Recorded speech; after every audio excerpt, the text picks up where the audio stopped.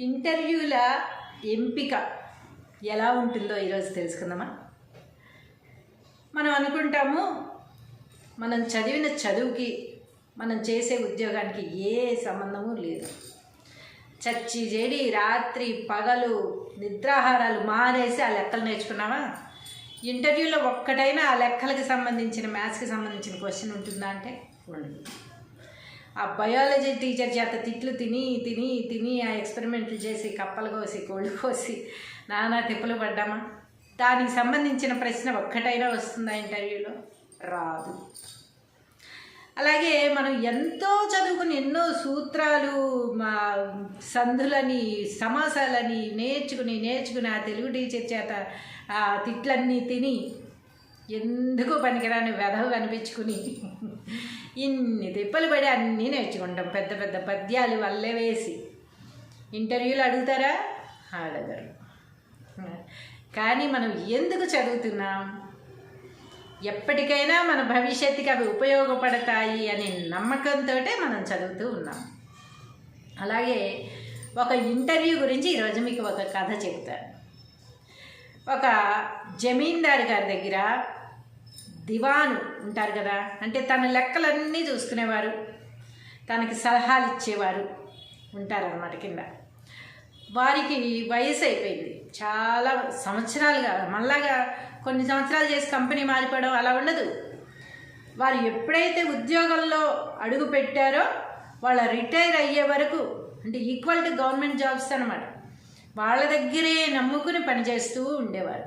ఎప్పుడో భేదాభిప్రాయాలు వచ్చి వీరికి వారికి తేడా వస్తే కానీ వాళ్ళని పంపించేయడమో వాళ్ళే వెళ్ళిపోవడం ఇక్కడ రేరుగా జరుగుతుందన్నమాట.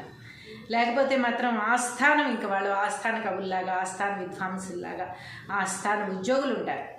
మొదటి నుంచి చివరి దాకా కూడా వాళ్ళే ఉంటారు. వాళ్ళ వయసు అయిపోయి వాళ్ళు లేకపోతే ఏదైనా దురదృష్టవశాత్తు మరణించిన అప్పుడు ఎక్కువగా వారి వారసత్వమే మళ్ళీ వస్తూ ఉంటుంది.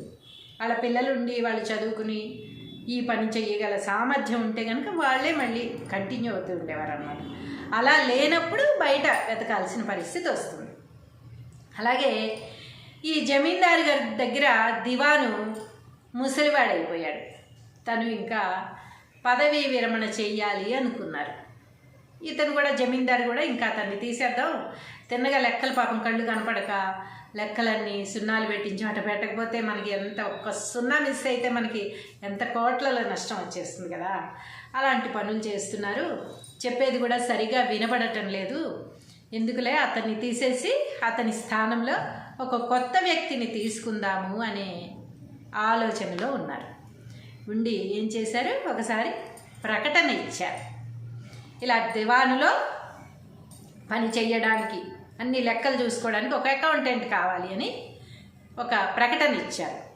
ప్రకటన ఇస్తే ఎన్నో దరఖాస్తులు వచ్చాయి. తెలుసు కదా మనకి ఒక్క జాబ్ ఉందంటే ఎన్ని అప్లికేషన్స్ వస్తాయి, ఎంత రిక్వైర్మెంట్ ఉంటుంది. జాబ్ లేక చాలామంది ఉంటారు కదా. ఏదైనా సరే ఇండస్ట్రీలో కూడా ఒక ఆర్టిస్ట్ కావాలి, ఒక మదర్ క్యారెక్టర్ కావాలంటే 100 మంది వస్తారు. ఒక హీరోయిన్ ఫ్రెండ్ క్యారెక్టర్ కావాలి అంటే 100 మంది వస్తారు. ఒక ఫాదర్ క్యారెక్టర్, బాబాయ్ క్యారెక్టర్, ఏదైనా ఒక్క క్యారెక్టర్కి కొన్ని వందల్లో ఉంటారనమాట. అందులో నుంచి మనకి వచ్చింది అంటే అదృష్టంగా భావించాలి. అలాగే బోలెడు మంది దరఖాస్తులు పంపించారు. ఆ అప్లికేషన్స్ అన్నీ చూసి మరి అందరినీ పిలవరు కదా, ఎక్కడైనా అంతే కదా. అందులో నుంచి కొంతమందిని ఇంటర్వ్యూకి పిలిచారు. సరే, ఇంటర్వ్యూలు చేశారు. ఒక 3 రోజులు వరుసగా ఇంటర్వ్యూలు చేసిన తర్వాత ఒక 3 సెలెక్ట్ చేశారు. 3 మాత్రం వీళ్ళకి నచ్చారనమాట. బాగా అన్ని విధాలుగా కొంచెం బెటర్మెంట్లో 3 అనిపించారు. ఆ 3లో కూడా వీళ్ళకి ఎన్ని పోస్టులు ఉన్నాయి? ఒక్కటే పోస్టు. ఒక్కరే కదా కావాలి, ఎక్కడైనా అంతే కదా. ఒక పోస్ట్ కోసమే ఇన్ని ఇంటర్వ్యూలు, ఇన్ని అప్లికేషన్స్ వచ్చేది. సో ఆ 3లో ఒకరిని సెలెక్ట్ చేద్దాం అనుకున్నారు. మరునాడు మీ 3 ఆఫీస్కి రండి అని పిలిపించారు. ఆ 3 వచ్చారు. ఇంకేమైంది, జమీందారు గారు, ఇప్పుడు ఇదంతా జమీందారు గారి ఆధ్వర్యంలో జరిగిందనమాట. ఎందుకంటే అతన్ని తీసేస్తూ అతన్నే ఇంటర్వ్యూలు చేయమనడం బాగోదని అప్పటిదాకా తన కింద ఉన్న అతనికి చెప్పలేదు ఈ విషయం, అతని సహాయం తీసుకోలేదు. తీసుకోకుండా ఈయనే ఆధ్వర్యంలోనే అంతా జరిగింది. కానీ ఈ ముగ్గురులో ఎవరిని సెలెక్ట్ చేయాలి అనేది ఈ జమీందారి గారికి కూడా అర్థం కాలేదు. అర్థం కాక ఎవరైతే ఇప్పుడు రిటైర్ అయిపోతున్నారో ఆయన్నే పిలిపించారు. మీరు చేస్తేనే కరెక్ట్గా ఉంటుంది, ఎందుకంటే మీరు ఇంత తెలివిగలవారు కనుకనే కదా ఇన్నాళ్ళు నా దగ్గర పని చేయగలిగారు. ఇప్పుడు ఆ కొత్త వ్యక్తిని కూడా మీరే ఎంపిక చేయండి అని అతనికి ఈ పని అప్పగించారు. సరే అని వారి ముగ్గురిని ఏం చేశారు, మన ఊరి చివర ఉన్న రచ్చబండ దగ్గరికి వెళ్ళిరండి అని చెప్పారు. ఊరి చివర ఉన్న రచ్చబండ దగ్గరికి వెళ్ళిరండి అన్నారు. అసలు ఎందుకు, ఏమిటి, వెళ్ళి ఏం చేయాలి, ఏమీ లేదు. దానికి ఒక వ్యక్తి, ముగ్గురు ఉన్నారు కదా, ముగ్గురులో మొదటి అతను ఏమనుకున్నాడంటే, ఇదిగో ఇలాగే ఉంటుంది, అసలు నేను చదివిన చదువేమిటి, ఈయన చెప్పేదేమిటి, ఆ రచ్చబండ దగ్గరికి వెళ్ళి రావాలి, నేను ఈ ఎండలో పడి పరిగెత్తుకుంటే అక్కడికి వెళ్ళి వస్తే జాబ్ ఇస్తారా? అసలు ఈ ఉద్యోగం దేనికి సంబంధించింది? అకౌంట్స్ చూసుకోవడానికి, జమీందారు గారికి కావాల్సిన ముఖ్యమైన పనులు చేసి పెట్టడానికి కదా. దానికి ఆ రచ్చబండ దగ్గరికి పరిగెత్తుకొస్తే ఏమన్నా అర్థం ఉందా? నేను చదివిన చదువుకు కానీ వీళ్ళు పిలిచిన ఇంటర్వ్యూకి కానీ ఏమీ సంబంధం లేదు అనుకుని అతను వెళ్ళదలుచుకోక అక్కడే కూర్చున్నాడు. అయితే అతను అడిగాడు అనమాట, ఎవరైతే దివాన్ ఉన్నారో అతను అడిగాడు, నువ్వు వెళ్ళలేదు, వాళ్ళిద్దరూ వెళ్ళారుగా అన్నాడు. అంటే ఎందుకు వెళ్ళాలి స్వామి, మీరు పిలిచిన ఇంటర్వ్యూ ఏంటి, నేను చదివిన చదువు ఏంటి, చదువు నుంచి ఒక్క క్వశ్చను అడగల, పోనీ మీకు సంబంధించిన దాని గురించి పరిజ్ఞానం ఉందా అని చూడాల. ఆ రచ్చబండ దగ్గరికి వెళ్ళి రమ్మంటే నేను ఎందుకు వెళ్ళాలి, నాకు ఎలాగో అర్థమైపోయింది సినిమా, అందుకే వెళ్ళాలి అని చెప్పాడు. ఓకే రైట్ అనుకున్నాడు.